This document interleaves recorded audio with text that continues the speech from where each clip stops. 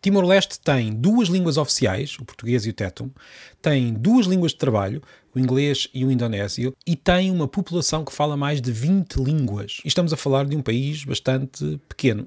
E não estou a falar de dialetos, como algumas pessoas dizem quando ouvem falar de muita diversidade linguística por baixo de línguas oficiais. Estou a falar de línguas muito diferentes entre si, algumas delas de famílias completamente distintas. Estas línguas dividem-se, aliás, em dois grupos. As línguas austronésias, esta é uma família de línguas que vai de Madagascar, em África, até ao Havaí, do outro lado do mundo, e tem muitas subfamílias. Uma das mais famosas são as línguas polinésias. Há várias línguas de Timor que são deste grupo, das línguas austronésias. Depois temos as línguas papuas, que na verdade é um grupo de línguas centradas na ilha da Papua, que inclui línguas muito diferentes entre si, provavelmente sem origem comum. Enquanto não se estuda melhor as origens e as relações entre estas línguas, mantém-se esta divisão geográfica. Por exemplo, quando nós falamos das línguas indo-europeias, nas quais se inclui o português, estamos a falar de um grupo com base na origem. No caso das línguas papuas, estamos a falar de um grupo baseado na geografia. São basicamente as línguas que não são austronésias e que se falam na zona. Um exemplo de língua desta família é o fatuluco, falado na zona oriental de Timor-Leste. Um exemplo de língua austronésia é o tetum, mas já falamos melhor do tetum. Agora, a dúvida que talvez surja na cabeça de algumas pessoas que não conheciam esta diversidade é: por que razão há tantas línguas em Timor? Ora, na verdade não é nada de extraordinário, principalmente naquela zona. A Papua Nova Guiné, por exemplo, é o país que tem mais línguas.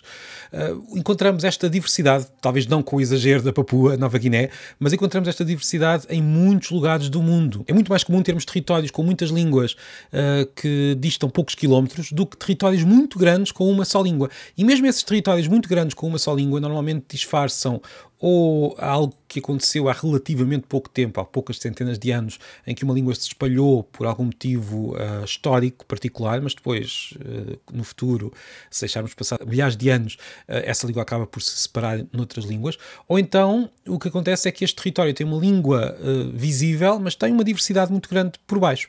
Portanto, a diversidade linguística é, na verdade, a situação, ou melhor, o estado natural da humanidade em todo o mundo.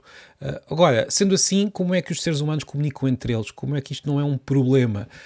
Há soluções que sempre tivemos. A tradução, as pessoas traduzem informalmente, há pessoas que sabem a língua dos vizinhos e traduzem para os seus familiares que não o sabem. A aprendizagem da língua dos vizinhos, isso também é muito comum. E o uso de línguas francas, línguas que são aprendidas, que não substituem a língua nativa de cada um, mas que permitem comunicar com os vizinhos. Não nos podemos esquecer, aliás, que quando povos muito distantes se encontram, por qualquer motivo, a comunicação não é absolutamente impossível. É difícil no início, mas com o tempo as pessoas vão aprender a língua do outro. Às vezes com vontade, outras vezes à força. Voltando às línguas francas, o tetum, em Timor, é, no fundo, uma língua franca. Uma língua que é a língua materna de algumas pessoas em Timor, mas que se tornou a língua franca de grande parte daquele território. É hoje, como sabemos, uma das línguas oficiais, principalmente na sua versão falada em Dili. É uma língua que importa muitas palavras do português, mas isto não é nada de extraordinário. É o que acontece com muitas línguas ao longo da história. O próprio português importou muitas palavras de outras línguas ao longo dos séculos. Os seres humanos, quando precisam, vão buscar palavras à língua que estiver à mão. Por isso, sim, os seres humanos, ou melhor, cada ser humano em particular, ao longo da história, sempre teve tendência para saber várias línguas.